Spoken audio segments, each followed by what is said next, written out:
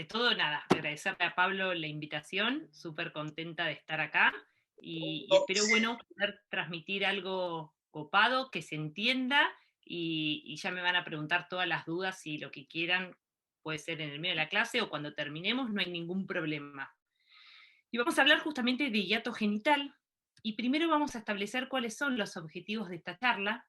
Primero vamos a definir hiato.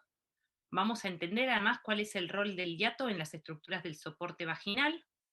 Vamos a describir sus implicancias fisiopatológicas y por otro lado también las implicancias clínico-terapéuticas para finalmente concluir. Y cuando queremos definir hiato, lo primero que tenemos que pensar es el sistema de POPQ. Es un sistema internacional donde lo que vamos a establecer son puntos específicos a nivel de la vagina y el periné que nos van a permitir una descripción topográfica que de esa manera nos va a permitir estadificar el prolapso.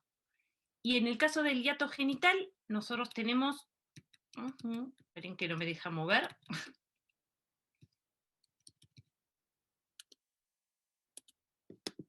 Ahí vamos, perdón.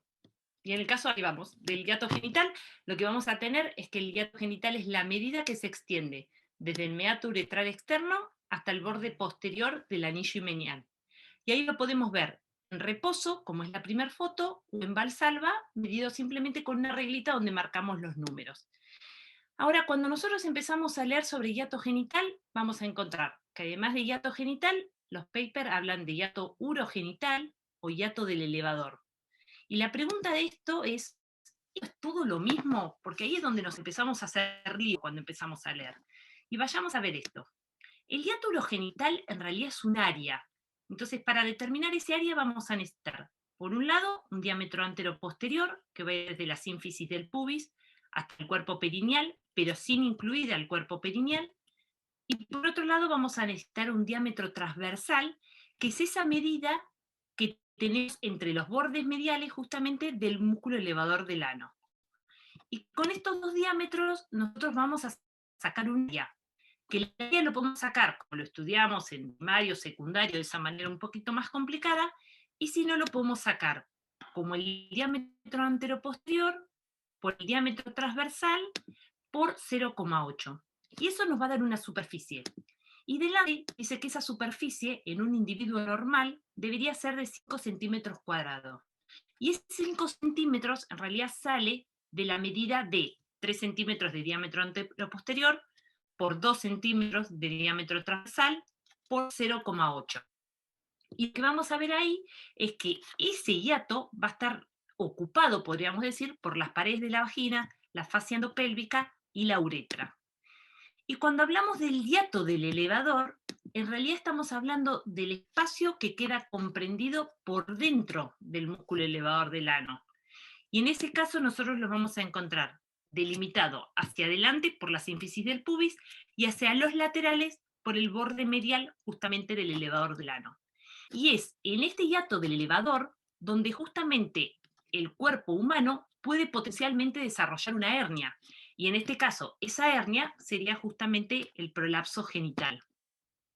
Ahora, ¿cuál es el rol que tiene justamente entonces este hiato en las estructuras del soporte de la vagina?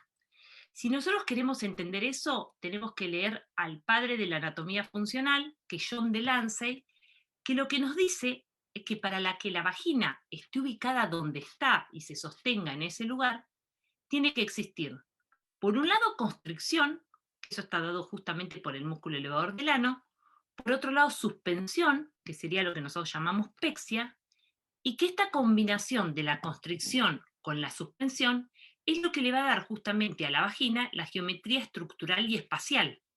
Entonces, ¿quién es justamente el que nos va a cerrar la vagina? Bueno, el músculo elevador del ano. Y creo que no hay músculo en el cuerpo humano que lo hayan llamado de tantas maneras diferentes, pero volvemos a lo mismo. Si vamos con John Delancey, él hizo, digamos, una descripción topográfica del músculo elevador del ano luego de poner a los pacientes adentro del resonador. Entonces lo que nos dijo fue, bueno, tenemos por un lado, ahí señalado con azul, la parte del pubo visceral del músculo elevador del ano, que podemos ver que rodea la uretra y a la vagina. Por otro lado tenemos la porción señalada ahí con la flechita roja, que es el pubo rectal, que rodea por detrás al recto, y por otro lado vamos a tener al iliococtigio, que es lo que nosotros llamamos como el plato del elevador. Y cuando este músculo falla y no hay constricción, en el examen físico empezamos a ver pacientes como estas, pacientes con un hiato genital amplio, con una pared anterior que llega a cero, que es lo que nosotros llamamos un BA0, o podemos encontrarnos con imágenes como estas, que no son imágenes en realidad, son pacientes, donde lo que vemos es, en este caso, que desapareció directamente el nivel 3, o lo que nosotros llamamos cuerpo perineal, y como la vagina deja de tener sostén, no solo tenemos un hiato genital amplio, sino que el recto, al perder el soporte que tiene por el cuerpo perineal, se vierte.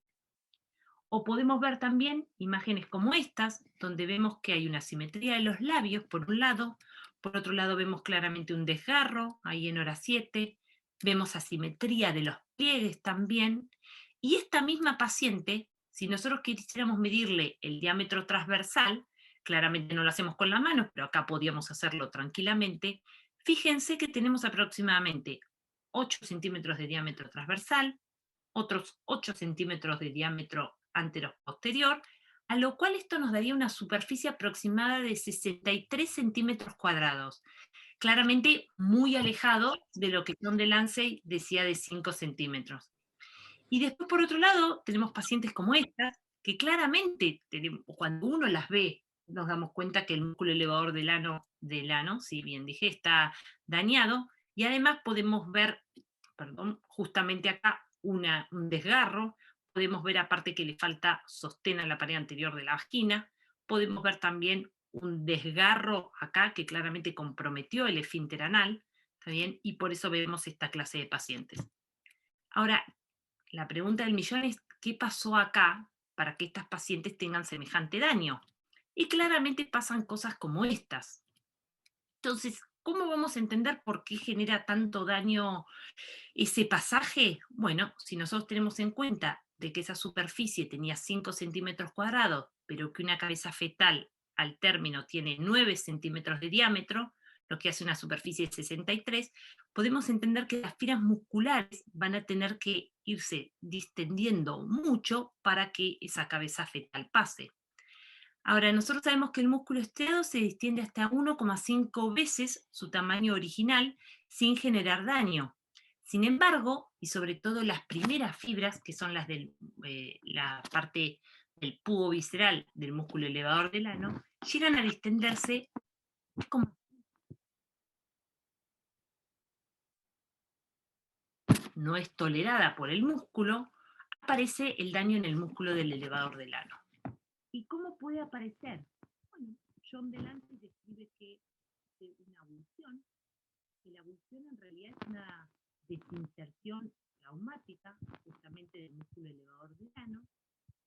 Y lo que podemos ver, como lo vemos en la foto B, es que ese músculo, luego de que sufre esta lesión, es convertido en fibrosis, o sea, deja de haber músculo. Pero lo que es aún más interesante es que esa vagina que nosotros vemos en la foto A, que le podríamos decir que tiene como una especie de forma de mariposa, en la foto B vemos que pasa a ser casi un murciélago, o sea, pierde el sostén la vagina, claramente.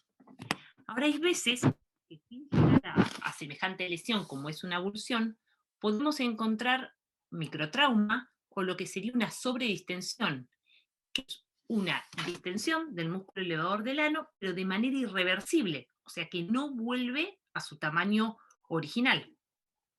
¿Y esto le pasa a todas las pacientes que tienen un parto? No, claramente no. Solo un 30%. Pero aquellas pacientes que son las que sufren este tipo de daño son las que llegan al consultorio y podemos observar las fotos que vimos antes. Ahora, estas pacientes que sí tienen ese daño, en el hiato genital le vamos a ver un aumento de su tamaño y es aproximadamente en un 30% el aumento en ese área, tanto en contracción como en valsalva. Y eso se va a traducir también en que estas pacientes van a tener menor fuerza de ese músculo elevador del ano durante la contracción. Y la fuerza es aún peor cuando esa abulsión fue por un parto instrumental. Y todo esto que hablamos hasta acá tiene claro fisiopatológicas. ¿Cuáles van a ser? Bueno, si nosotros sabemos que una paciente que tiene un piso pélvico normal tiene un aumento en la presión abdominal, lo que va a hacer ese piso pélvico es responder con una contracción del músculo elevador del ano. De esa manera, ese músculo va a cerrar justamente el hiato genital. Entonces, lo que va a hacer es que la pared anterior colapse contra la pared posterior de la vagina, se mantenga esa geometría estructural y espacial que hablábamos antes, y que no se genere una diferencia de presión entre lo que sería la alta presión abdominal y la baja presión atmosférica. Y la vagina en este sentido quedaría descansando sobre el plato del elevador. Ahora, cuando la paciente tiene una lesión de los músculos del piso pélvico o precisamente una lesión del músculo elevador del ano, lo que va a ocurrir es que frente al aumento de la presión abdominal, el músculo no logra contraerse bien y no logra cerrar el hiato genital. Entonces, como no logra cerrar el hiato, se genera una diferencia de presión entre esa pared anterior y posterior de la vagina, y sobre todo se genera una diferencia de presión entre el abdomen y la presión atmosférica. Entonces, es la parte de la vagina anterior, o la pared anterior, mejor dicho, de la vagina, la que empieza a sufrir ese estrés, y como consecuencia de eso se desarrolla el prolapso en la pared anterior. Y así como pasa esto de la pared anterior, lo mismo pasa en el compartimiento posterior, donde al no cerrarse el hiato genital completamente ante un aumento de la presión abdominal, el aumento de la presión intrarrectal va a, digamos, a ejercer esa fuerza sobre la pared posterior de la vagina, que inicialmente va a ser compensada justamente por la fascia endopélvica, pero que en algún momento esa fascia endopélvica claudica, entonces se desarrolla un prolapso de la pared posterior.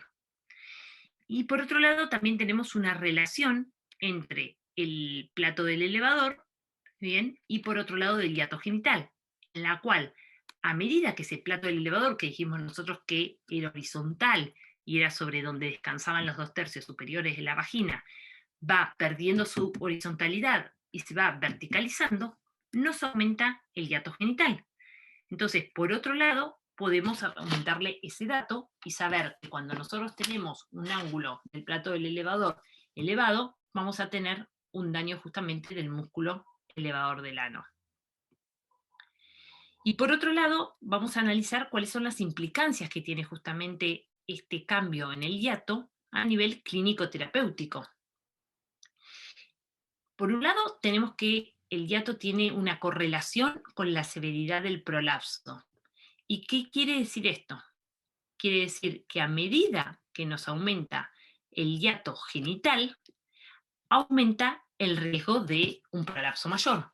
Y no solo eso, que nos aumenta el estadio del prolapso, sino que además, dentro de aquellos pacientes que tienen el mismo estadio, aquellos que tienen más hiato son más sintomáticos. Por otro lado, no solo nos aumenta el hiato genital, sino que, como vimos antes, el hiato urogenital y el hiato del elevador también van a estar aumentadas en todas las pacientes que tienen prolapso, tanto en reposo como en valsalva. Y no es solo que se correlaciona con la severidad, sino que además ver ese hiato amplio nos permite predecir la gravedad de la lesión. ¿Qué queremos decir con esto? Bueno, nosotros dijimos que las pacientes que tienen más hiato tienen un prolapso mayor, pero a la misma vez las pacientes que tienen un prolapso, más de la mitad tienen un defecto mayor. Y cuando hablamos de defecto mayor, nos referimos a esas avulsiones que hablaba del Lancey en su descripción de las lesiones luego del parto. Y si nosotros al hiato genital le sumamos el cuerpo perineal, podemos hablar de que podemos tener una sobredistensión, o inclusive cuando suma más de 8,5 centímetros, podemos predecir que probablemente esa paciente tenga una avulsión. Y no solo todo este daño, sino que además podemos decir que el hiato genital también sería un punto de referencia para sospechar el déficit apical en las pacientes con prolapso. Y miremos acá. Fíjense que a mayor prolapso, mayor hiato genital. Pero a mayor hiato genital, el punto C, fíjense que está cada vez más abajo. ¿Y para qué nos va a servir también el hiato? Bueno, nos va a servir como un factor de riesgo de recurrencia. Y esto es una de las cosas más importantes. Miremos acá. Tenemos tres grupos de pacientes. Aquellas pacientes que se operaron y tenían un hiato genital amplio, que es el primer grupo, y persistieron con ese hiato genital amplio.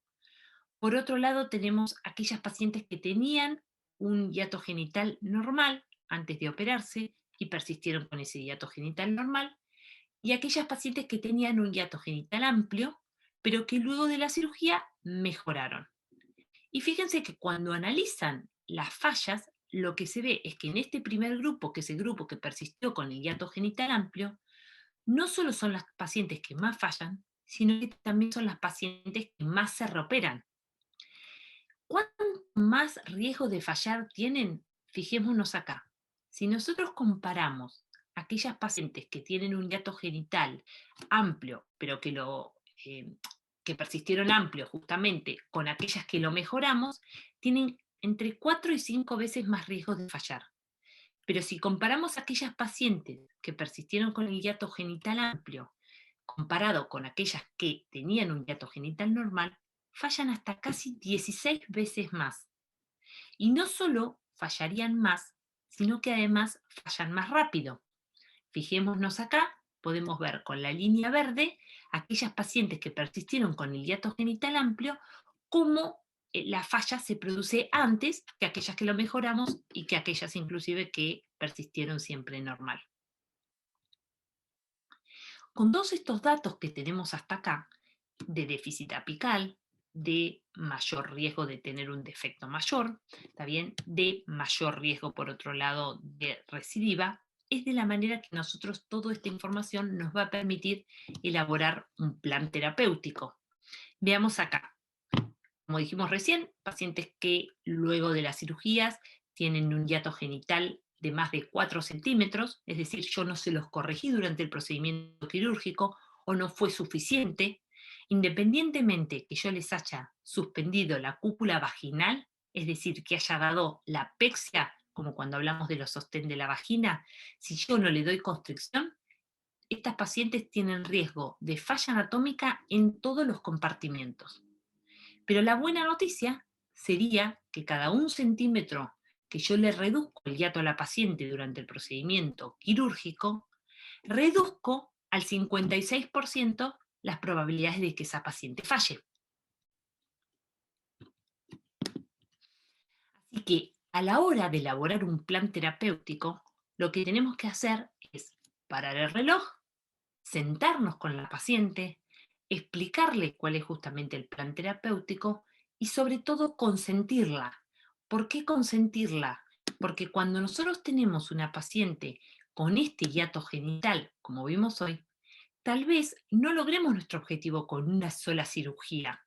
Entonces, estas pacientes hay que consentirla para que luego de que pase un tiempo y nosotros veamos cómo ese hiato genital se acomodó luego de su primera cirugía, tal vez sea necesario volver a una segunda cirugía para retocar justamente el hiato.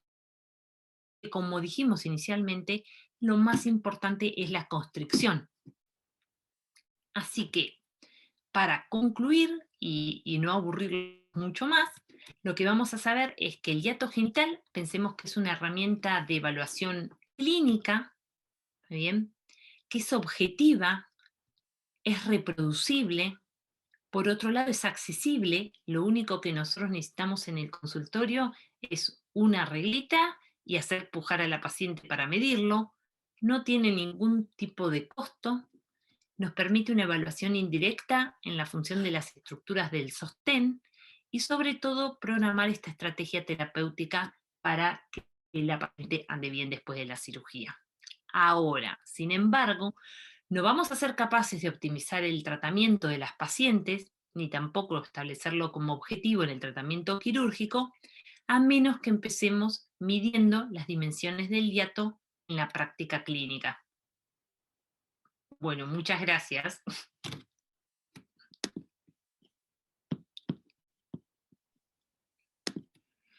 Bueno, Vero, gracias, buenísimo. Muy, muy, Pero la verdad que te bastante pediría, resumido. 20 clases más te pediría de esto, porque es apasionante. Sí, tiene mucha información Escuchame. claramente. No, ya está muy buena la correlación de la superficie con los riesgos de recurrencia, ¿no? Entonces la importancia de la reparación. Hmm. Eh, y me pareció novedoso eso de hacerlo en dos veces o en dos tiempos. Está bien, está bueno. Sí, a veces, Está bueno poder prepararlo antes. más que nada, yo creo que lo más importante es avisarle como a la paciente. Si uno antes de que la paciente se opere por primera vez le dice que tal vez en un solo procedimiento quirúrgico no se logre todo el objetivo, la paciente ya está preparado para eso.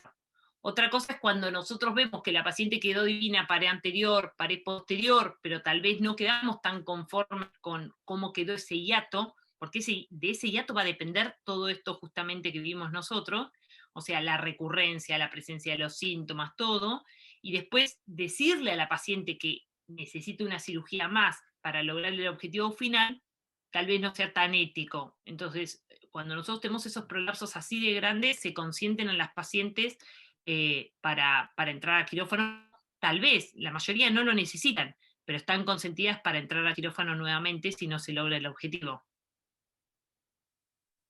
Perfecto. Te quiero hacer una pregunta. A mí lo que me asusta siempre cuando vos corregís el hiato es pensar en la dispareunia, sobre todo en las mujeres más jóvenes, ¿no? Sí.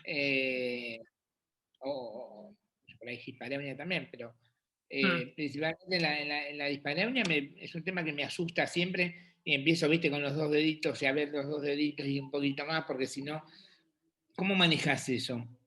Mira, varias cosas. Primero que en general la dispareunia, yo creo que la mayoría de los casos que están descritos cuando quedan esas vaginas como las hacían antes, que era la rafia justamente, la miorrafia, pero que quedaba una vagina como si fuera un reloj de arena. Y ahí es justamente donde daba esa dispareunia.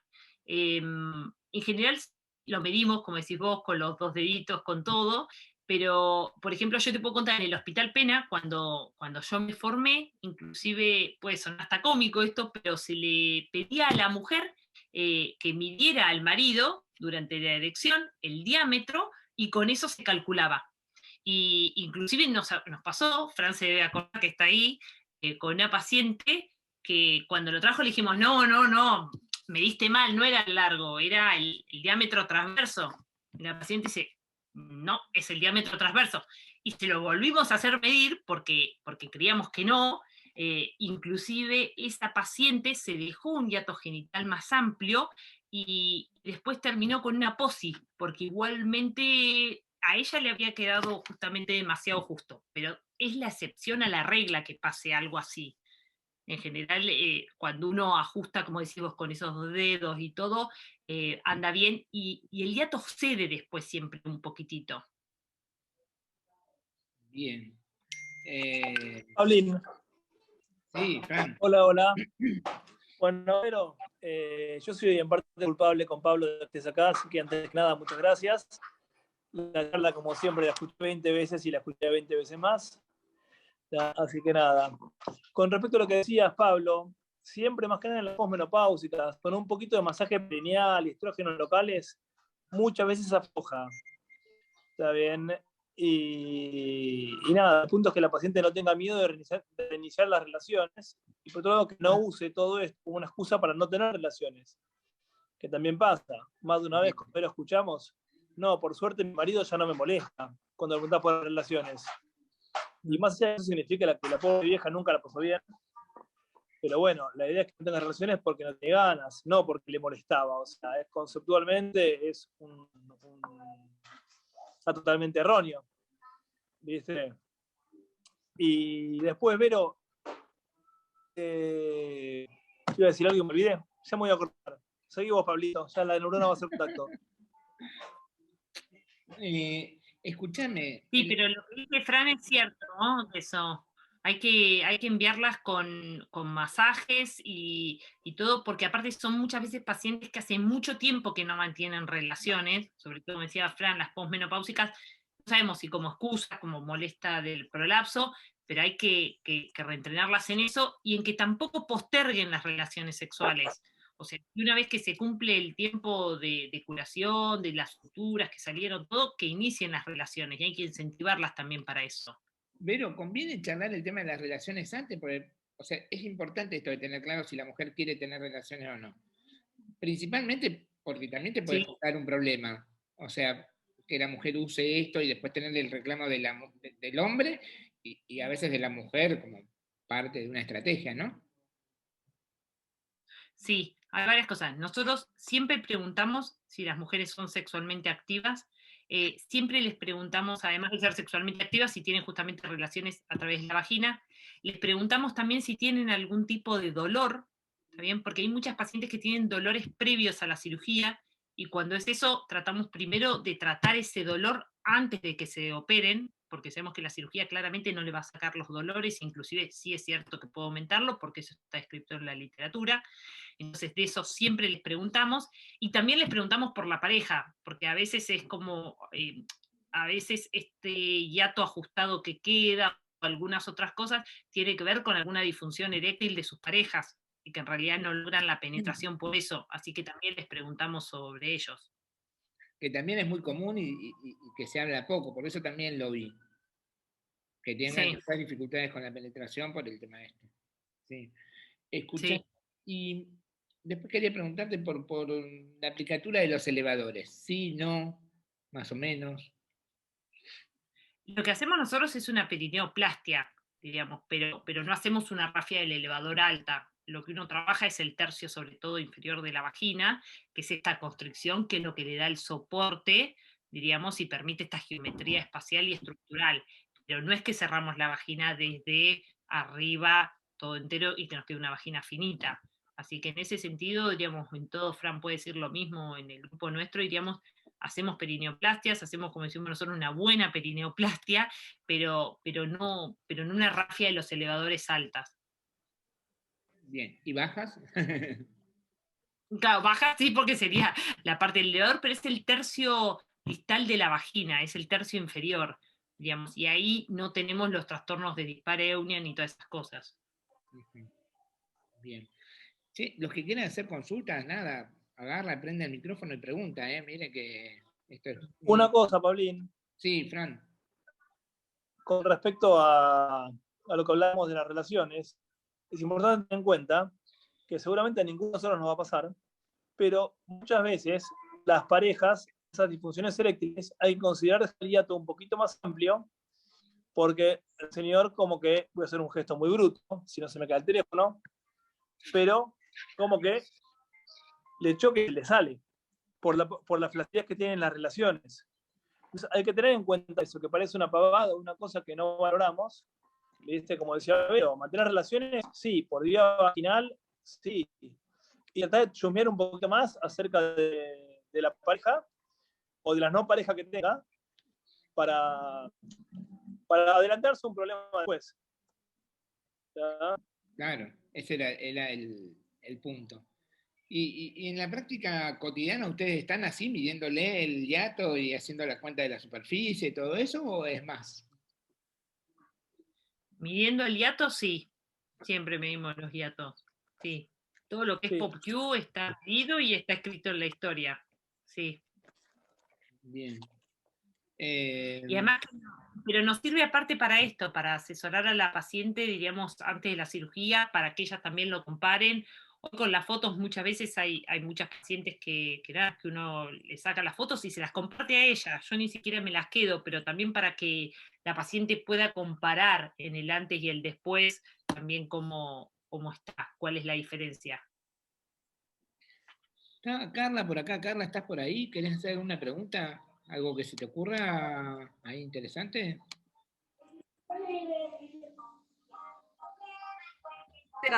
No, la verdad que es súper claro y bueno, yo aprendí también de ellos, o sea, no puedo acotar nada más que lo que acoten Vizcaíno y Verónica, porque bueno, corregir el hiato, aprender a medir el hiato, yo aprendí, bueno, yendo a los cursos de Hedrep y bueno, todos los cursos de urogineco que fui haciendo a lo largo de los años, que era algo que cuando yo hice la residencia se hacían las técnicas convencionales y jamás vi corregir un hiato genital ni prestarle atención. fue algo que aprendí post-residencia.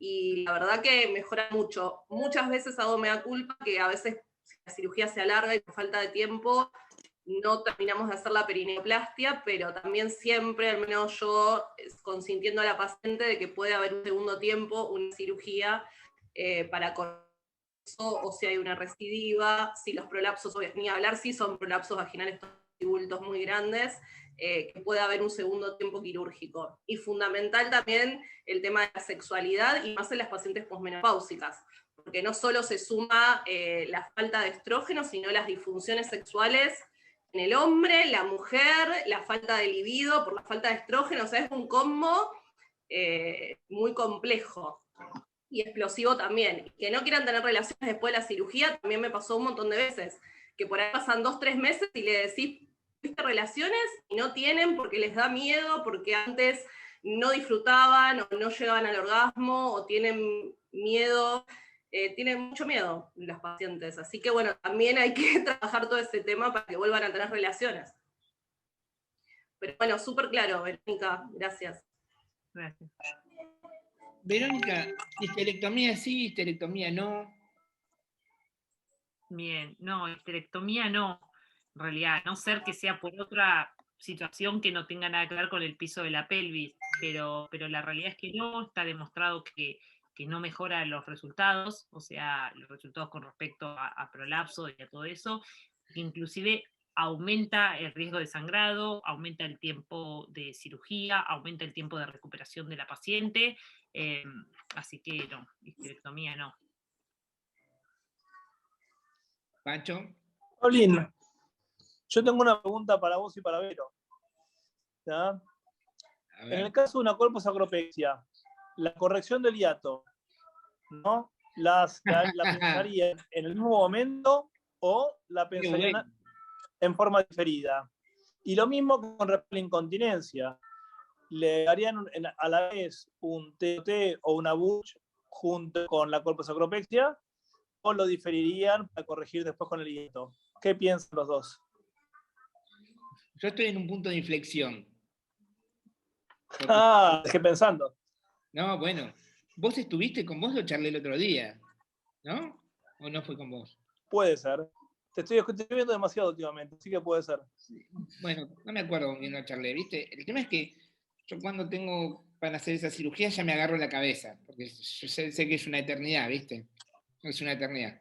Y ir a hacer la colposacropexia, que si es la colposacropexia no es tanto, pero, por ejemplo, si tiene una patología uterina, en este momento estoy viendo una paciente que tiene una miomatosis sintomática, con mucho dolor, entonces le voy a sumar la histerectomía. Habitualmente trato de evitar siempre la histerectomía hasta lo último. Pero en este caso la paciente tiene patología y no tengo opción. Por eso también defino hacer la colposacropexia. Si no, prefiero usar los sacroespinosos. Y entonces el planteo mío era de hacer la histerectomía, o sea, ir por abajo, hacer la parte primero vaginal y después hacer la cirugía por arriba. Había hecho una cosa de ir arriba, abajo, arriba. Bueno, nada, de pelote. Y no sé a quién le digo, y me dice, no, me dice, ni de casualidad. Dice, no, yo lo hago en 2 tiempos.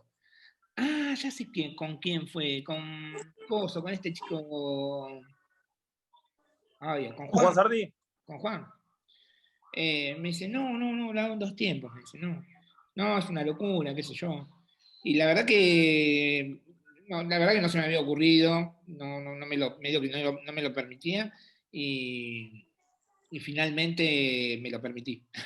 Así que el proyecto ahora es hacer primero la parte abdominal y después plantearme resolver la parte perineal o vaginal. Te escucho, Vero.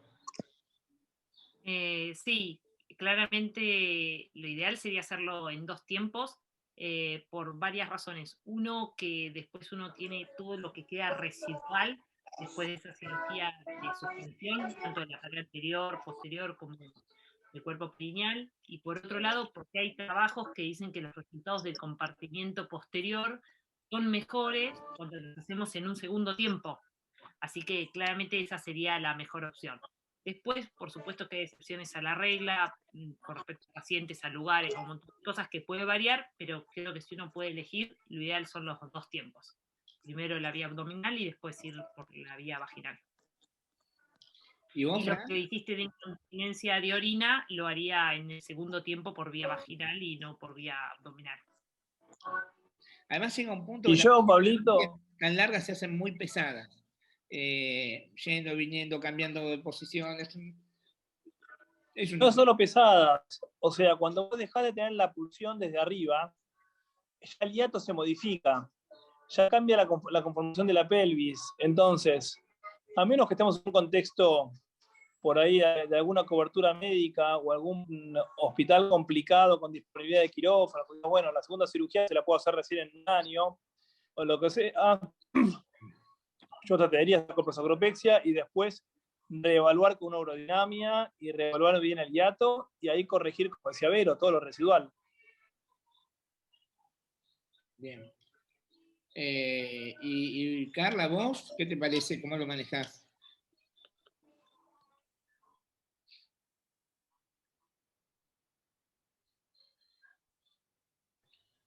Perdón que perdí, no sé qué apreté.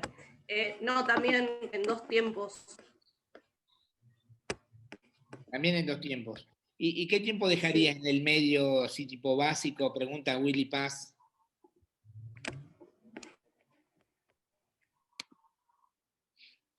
¿A mí? Perdón. A cualquiera. ¿Qué tiempo estaríamos? Y en general por lo menos 8 semanas. Bien.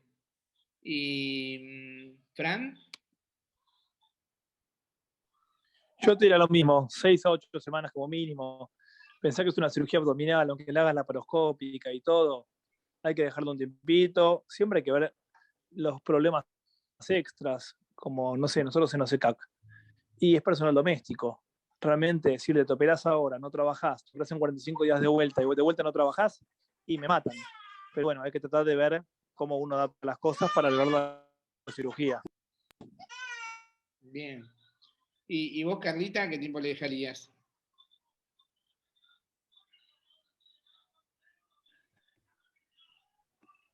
No, lo mismo, de 2 a 3 meses, reevaluar la paciente, mínimo 3 meses, sí, 8 semanas, 12 semanas, reevaluarla.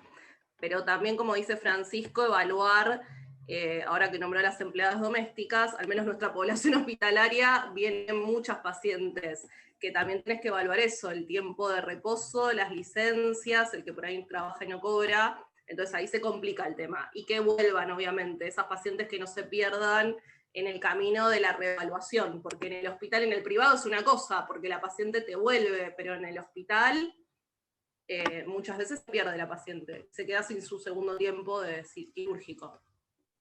Pregunta, a ver qué les parece. La paciente se opera, tiene que volver a trabajar, hace un trabajo, te dice, bueno, yo hago trabajo pesado, levanto peso, bla, bla, bla. ¿Puedo volver a hacerlo? ¿No puedo volver a hacerlo? ¿Dentro de cuánto tiempo puedo volver a hacerlo? Vamos a suponer que descarga Coca-Cola del camión. Vamos a hacer así, polenta. Bien, pregunta conflictiva. En general, varias cosas. Nosotros, por un lado, las pacientes que son del grupo de OSECAC, nosotros rehabilitamos, lo mismo las pacientes del PNT, eso se rehabilitan, entonces uno les enseña a mejorar toda la fuerza muscular del piso de la pelvis, más allá de su cirugía. Por otro lado, en general a las pacientes lo que uno les recomienda, porque tampoco es que hay mucho escrito, si bien uno habla de no hacer esfuerzos, no hay algo que esté escrito en cantidad de kilos ni nada por el estilo, es que uno divida fuerzas. Yo le digo siempre eso, bueno, esto, si tiene que levantar algo pesado, que levante la mitad de eso que levanta pesado, claramente. Y lo mismo le decimos con respecto a esto, no sé, tenés un balde de 10 litros, nadie dice que no lave más la vereda porque eso es su trabajo, pero que intente dividir esos pesos y tal vez llene el balde hasta la mitad y haga 2 viajes. Eso sería la situación ideal, pero siempre enseñándoles también a contraer esos músculos. Si más allá de que el músculo debería automáticamente contraerse frente a esfuerzos, en los pacientes que no lo hace automáticamente, está bueno que lo entrenemos para que lo hagan de una manera voluntaria esa contracción, de tal manera de reforzar ese piso de la pelvis durante los esfuerzos. ¿Trabajás siempre con kinesio? Sí, trabajamos mucho con kinesio, sí. Inclusive en muchos de los grupos somos nosotros mismos los que rehabilitamos.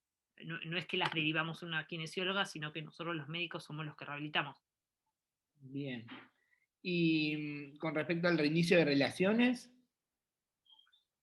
A partir de las 6 semanas, una vez que se reabsorbieron las suturas, totalmente arrancan con relaciones sexuales. Puede haber alguna paciente que demore más, sea por algún dolor, por alguna sutura que no se fue, algo, pero la mayoría de las pacientes a partir de las 6 semanas pueden reiniciar relaciones, siempre y cuando esto se hayan ido todas las suturas. Porque ¿usás, si por no, el que nos va a ejemplo, insultar va a ser el marido. ¿usás, por ejemplo, pacientes que tengan algún tipo de molestia o dolor, lidocaína jalea local para el inicio? Para iniciar. No, yo al menos no. Lo que uno hace, digamos, en mi caso personalmente, trabajamos mucho con la reeducación. Esto, con sentarse con el paciente y explicarle cómo funcionan los músculos cuando uno tiene relaciones, en el sentido de que es una fase de relajación, entonces que es importante que ella lo entienda. Por otro lado, trabajamos también mucho con las ganas de la paciente en volver a tener relaciones sexuales, en el deseo, en que si no tenemos deseo, claramente no va a haber lubricación y menos va a haber disfrute y orgasmo, que está bien, que uno puede agregar un lubricante, lubricación, pero si no va acompañado de deseo, igualmente lo que es el ciclo sexual no se cumple. Entonces lo que hacemos es trabajar con las pacientes con el deseo, para que tengan deseo, para que tengan lubricación, aunque agregue el lubricante, como digo después, pero sobre todo para que no tengan dolor. Entonces, si uno les enseña a las pacientes que frente a la situación de dolor, uno lo que hace es cerrar la vagina y finalmente tener más dolor todavía, entonces ahí es cuando uno arranca con muchas molestias. Así que trabajamos mucho, sobre todo con educación. Porque finalmente la lidocaína le va a dar una analgesia por unos segundos, pero no habla de la parte fisiológica, diríamos, de las relaciones sexuales. Así que en el caso de aquellas pacientes que por ahí tienen algunas molestias o que tal vez les cueste el reinicio de la actividad sexual, nosotros sí, con masajes con estrógenos, primero con un dedo, después con 2 dedos, y después si no usamos tutores o dilatadores o consoladores llamados en Argentina, diríamos desde un tamaño pequeño, un tamaño mayor, hasta que la paciente entre en confianza de que no tiene dolor, que puede mantener una relación sexual habitual y normal y se reencuentra con su pareja. Pero yo al menos lidocaína no uso. No, Susana. Sí, Pero la verdad solo que yo, bueno, sentarse la con verdad el... que yo estamos, No, Pancho que está hablando con Vero él. y yo estamos formados con la misma gente, con lo cual los dos decimos lo mismo, ¿no? Pero la verdad que es así, o sea, y la otra cosa importante, mucho estrógeno local o colpodofin, promestrino, lo que sea, y mucho masaje perineal.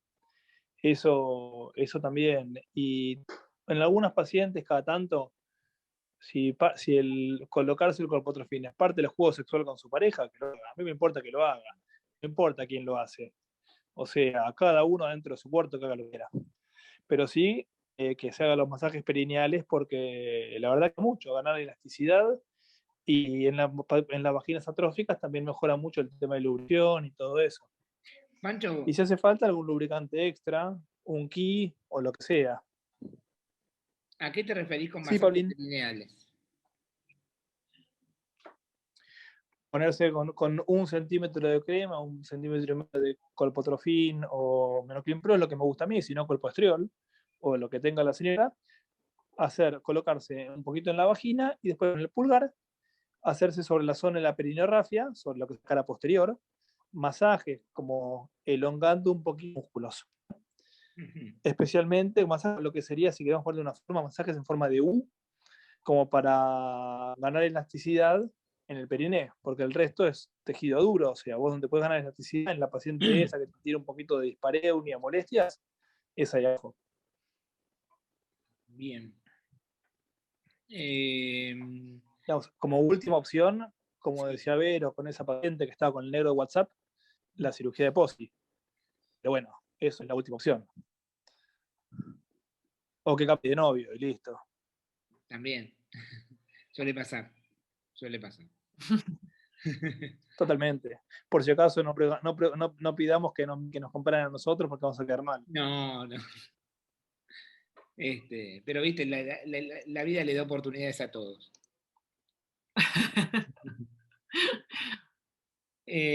¿Alguna otra pregunta para la doctora Gandini?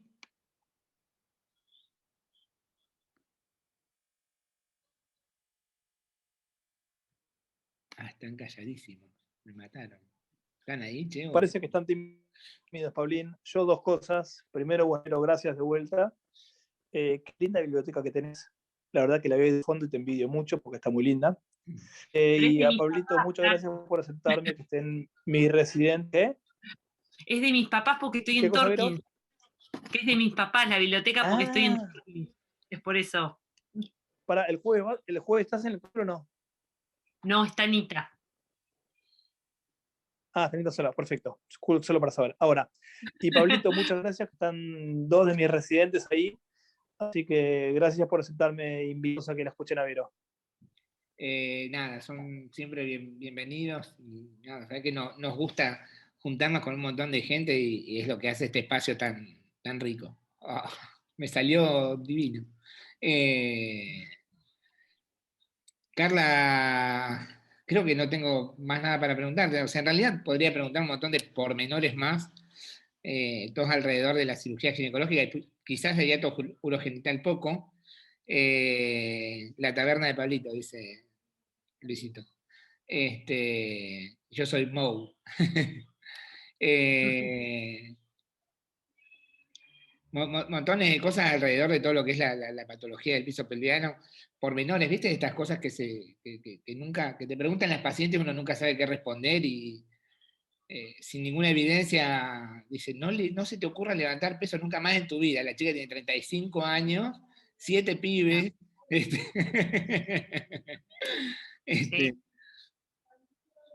Sí. Escúchame, pará. El embarazo después de la cirugía del piso pelviano.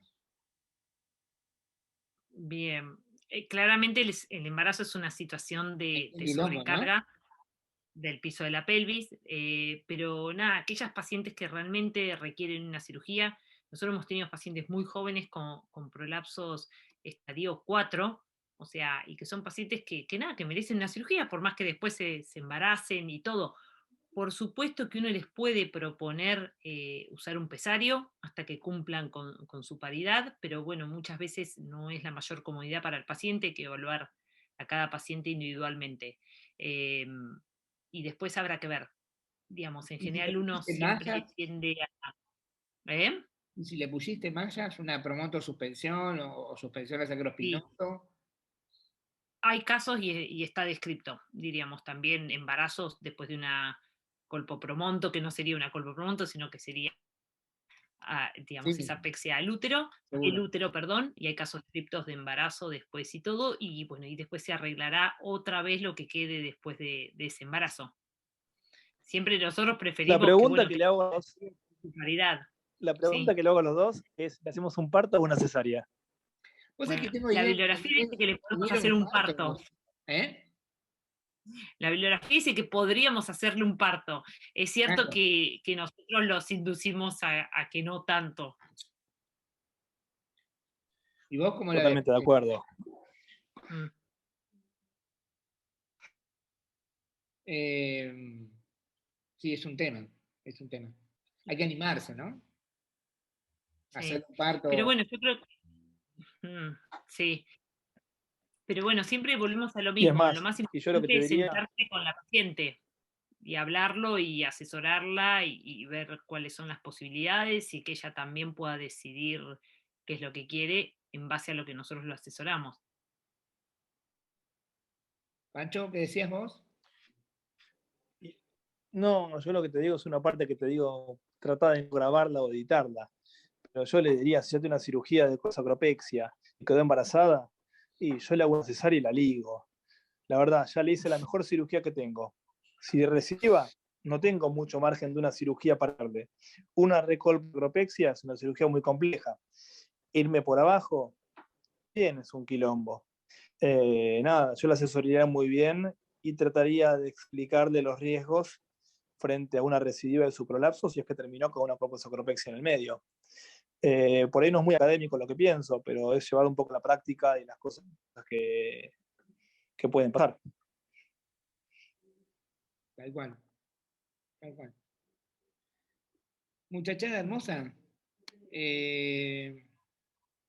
Nada, quiero mandarles un abrazo gigante, agradecerles a todos por estar y participar.